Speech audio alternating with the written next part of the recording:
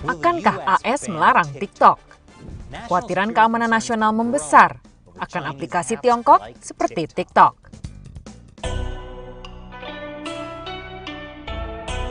Kembali di Tiongkok Tanpa Sensor, saya Chris Chappell. TikTok, generasi Z yang membuang-buang waktu atau ancaman keamanan global? Mengapa tidak dua-duanya? TikTok memiliki 80 juta pengguna aktif di seluruh dunia. Ini adalah tempat segalanya, mulai dari tantangan dance, video binatang lucu, hingga ke acara televisi pendidikan tahun 90-an favorit Anda. So, the reason we want you to wear a mask is to protect you, sure. But the main reason we want you to wear a mask is to protect me from you and the particles from your respiratory system from getting into my respiratory system. Everybody, this is a matter literally of life and death. Saya ingat acara itu lebih bagus waktu saya kecil. TikTok dimiliki oleh perusahaan Tiongkok, ByteDance. Dan ini berarti masalah. Di seluruh dunia, TikTok sedang dilarang. India melarangnya dengan 58 aplikasi Tiongkok lain. Departemen Pertahanan Australia dan Pentagon juga telah berkata, "Tik not." Kampanye politik memperingatkan stafnya agar tidak memakainya. Perusahaan swasta memberitahu karyawannya agar menghapus TikTok dari telepon dinas mereka. Bahkan gamer top Ninja menghapus TikTok atas kekhawatiran privasinya. Dan jujur saja, melihat bagaimana para gamer telah berani melawan Partai Komunis Tiongkok, saya mulai berpikir mereka harus menjalankan negara. Republik Gamer, revolusi yang dimulai dari basement rumah ibu.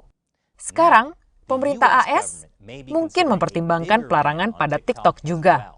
If all that's the case, shouldn't we be considering right now, tonight, a ban on Chinese social media apps, especially TikTok?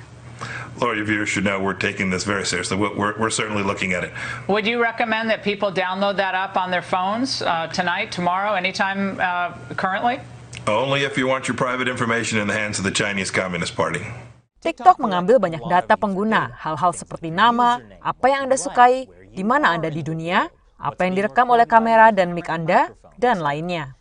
Sekarang para peneliti keamanan berkata, kegiatan pengambilan informasi TikTok sama dengan Facebook, Google, dan perusahaan teknologi AS lainnya. Saya tidak tahu apakah ini melegakan. Tapi masalah yang lebih besar dengan TikTok adalah kemana data Anda pergi. Hingga tahun lalu, Persetujuan Privasi TikTok berkata, kami juga akan membagi informasi Anda dengan anggota atau afiliasi grup kami di Tiongkok. Oke, itu benar-benar tidak melegakan.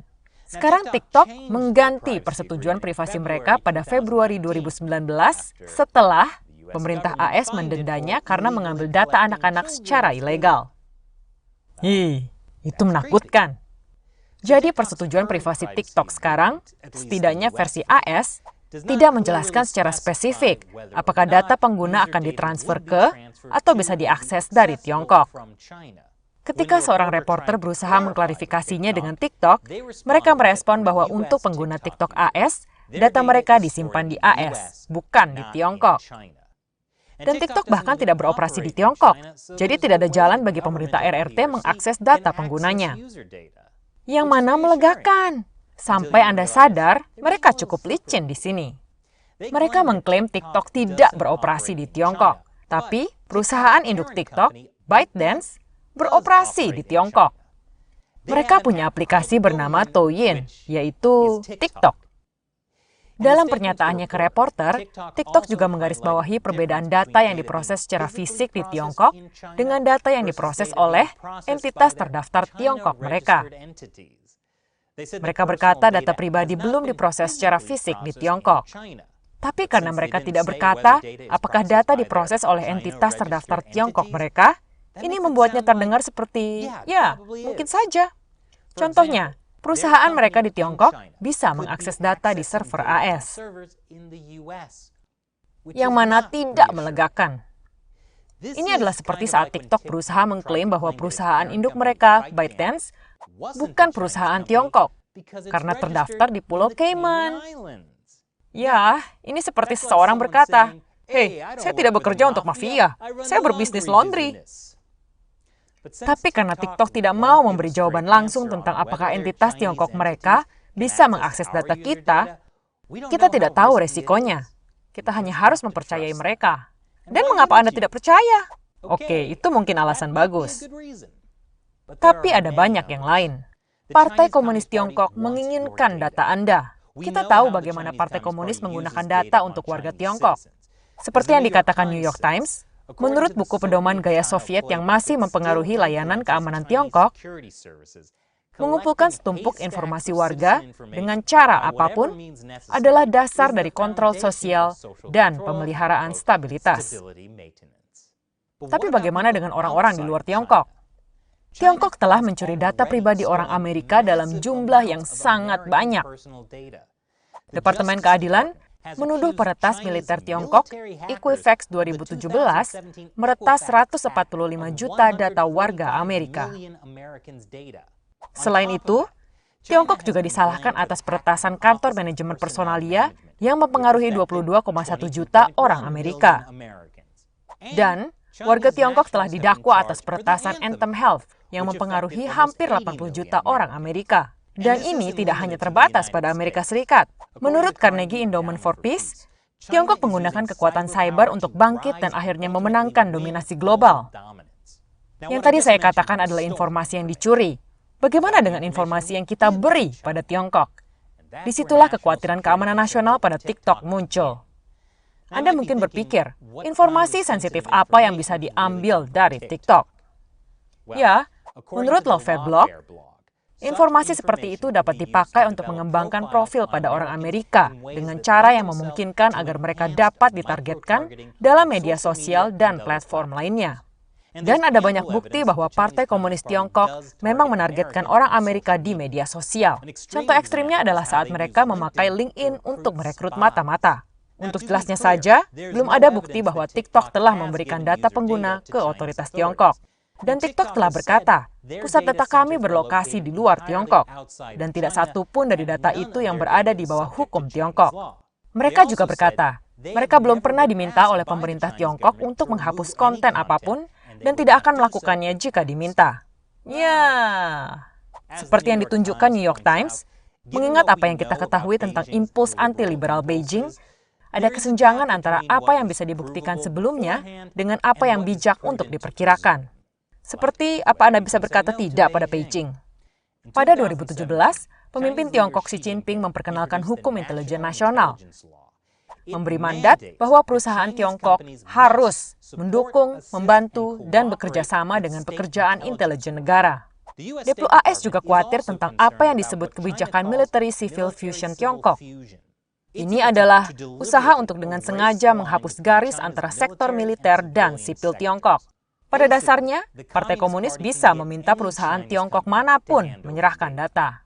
Dan telah ada indikasi jelas bahwa tekanan dari partai mempengaruhi perusahaan induk TikTok, ByteDance. Pada 2018, partai mengeluh bahwa ByteDance mempromosikan konten vulgar. Dan lalu, ByteDance mengumumkan mereka akan merekrut lebih dari 2.000 orang untuk mengecek konten. Iklan lowongan itu berkata bahwa anggota partai dan kandidat dengan sensitivitas politik yang kuat akan lebih disukai. Mereka juga mempelajari kebijakan yang ditetapkan dalam konferensi dunia maya dan semangat dari pidato Xi Jinping dalam event itu. Menurut situs berita pemerintah China Economic Daily, tidak ada bukti bahwa pengaruh partai pada ByteDance memang mempengaruhi TikTok. TikTok juga dengan cepat menunjukkan mereka punya CEO Amerika. Dan apakah pernah orang Amerika dibeli oleh Partai Komunis Tiongkok? Tapi, jika Anda ingin tahu lebih banyak tentang bagaimana pemerintah AS melawan Tiongkok, tonton episode kemarin di channel kami America Uncovered. Saya berikan tautannya di bawah. Dan kini saatnya saya menjawab pertanyaan dari Anda, fans yang mendukung China Uncensored di website pendanaan Patreon. Logan bertanya, apa risiko dari orang Amerika normal memakai TikTok? Pertanyaan yang sangat cocok untuk episode hari ini, Logan. Jadi sangat mudah melihat risiko keamanan nasional apa yang terjadi jika seseorang di Pentagon menggunakan TikTok. Atau mungkin warga biasa yang katakan bekerja di teknologi pencitraan satelit muktakhir. Tapi untuk orang biasa-biasa saja? Ya, ingat, ada alasan mengapa Beijing menginginkan data pengguna Amerika. Bukan hanya pekerja pemerintah tingkat tinggi, tapi orang Amerika biasa. Tidak pernah dalam sejarah ada banyak data pribadi yang ditaruh di luar sana seperti sekarang. Tidak ada yang tahu data-data itu bisa digunakan untuk apa saja, terutama karena kemajuan dibuat dalam AI. Saya pikir seorang politisi Australia, Andrew Hastie, mengatakannya paling baik. Ada jutaan pengguna muda TikTok di Australia. Ia memberitahu Epoch Times bahwa TikTok adalah basis data yang menarik bagi rezim komunis. Untuk mengumpulkan data berdasarkan kebiasaan, psikologis, dan preferensi pribadi lebih dari 1 juta anak muda Australia. Tentu saja, saat ini mereka semua adalah remaja. Tapi Hastie berkata, mereka adalah kecerdasan kuat untuk para pemimpin politik, militer, bisnis, dan sosial di masa depan. Jadi walaupun seseorang mungkin hanyalah remaja Amerika biasa sekarang, siapa yang tahu mereka akan jadi apa dalam 10 tahun. Dan TikTok unik, karena sepertinya ini adalah satu-satunya aplikasi sosial media yang menjadi sangat populer di luar Tiongkok.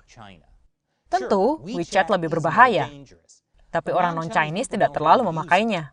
Dan mengenai hal ini, apakah Anda benar-benar mau mempercayai aplikasi yang terkait dengan rezim otoriter yang memiliki sejarah memakai teknologi untuk tujuan jahat?